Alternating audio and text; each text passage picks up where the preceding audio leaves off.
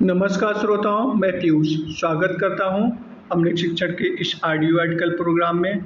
आज के इस विशेष कार्यक्रम में हम भारतीय इतिहास के सबसे प्राचीनतम सभ्यता में से एक ऋग्वैदिक सभ्यता के बारे में जानेंगे। यह वह काल था जब आर्यों ने भारतीय उपमहाद्वीप के उत्तर पश्चिम भाग में अपने जीवन और संस्कृति की स्वर्णिम नींव रखी। इस काल की जानकारी का प्रमुख स्रोत ऋग्वेद है, जो विश्व के सबसे प्राचीनतम ग्रंथ में से एक माना जाता है। ऋग्वैदिक काल का समय समांतर लगभग 1500 ईसा पूर्व से 1000 ईसा पूर्व तक माना जाता है। इस काल के लोग मुख्यतः सप्त सिंधु क्षेत्र में निवास करते थे।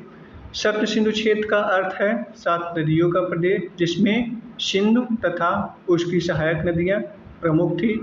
यदि हम राजनीतिक व्यवस्था की बात करें तो समाज की सबसे छोटी इकाई परिवार थी और कई परिवार मिलकर ग्राम बनाते थे और अनेक ग्राम मिलकर विश्व तथा जन का निर्माण करते थे। जन का प्रमुख राजा कहलाता था। राजा का पद समांतर वंशानुगत होता था, लेकिन उसकी शक्ति पूर्णतः निरंकुश नहीं थी। शासन में 2 महत्वपूर्ण संस्थाएं सभा और समिति राजा को सलाह देती थी। आर्थिक जीवन का मुख्य आधार पशुपालन था। गाय को संपत्ति और समृद्धि का प्रतीक माना जाता था। कृषि भी की जाती थी, किंतु उसका महत्व बाद के वैदिक काल की अपेक्षा कम था। व्यापार का स्वरूप सीमित था और वस्तु विनिमय प्रणाली प्रचलित थी।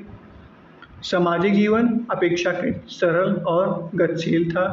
परिवार पितृसत्तात्मक था, लेकिन महिलाओं को सम्मानजनक स्थान प्राप्त था। वे शिक्षा ग्रहण कर सकती थी, यज्ञों में भाग ले सकती थी और कुछ विदेशी स्त्रियों ने वैदिक मंत्रों की भी रचना की। वर्ण व्यवस्था का प्रारंभिक रूप दिखाई देता है, परंतु यह जन्म के आधार पर कठोर नहीं था। धार्मिक जीवन प्रकृति पर आधारित था। लोग प्राकृतिक शक्तियों को देवता के रूप में पूजते थे। प्रमुख देवताओं में इंद्र, अग्नि, वरुण और सोम शामिल थे। यज्ञ धार्मिक जीवन का महत्वपूर्ण अंग था। इस काल में मंदिरों और मूर्ति पूजा का प्रचलन नहीं था। शिक्षा का माध्यम परंपरा मौखिक थी। गुरु अपने शिष्य को श्रुत के माध्यम से ज्ञान प्रदान करते थे। वैदिक मंत्रों को स्मरण रखने पर विशेष बल दिया जाता था। अंत में कहा जा सकता है कि ऋग्वैदिक सभ्यता ने भारतीय संस्कृति, धर्म, समाज और राजनीतिक परंपराओं की मजबूत आधारशिला रखी। यही कारण है कि भारतीय इतिहास में इस काल का विशेष महत्व है। ऋग्वैदिक सभ्यता हमें उस युग की झलक दिखाई देती है जब मानव प्रकृति के निकट रहते हुए ज्ञान, संस्कृति और सामाजिक संगठन का विकास कर रहा था। धन्यवाद।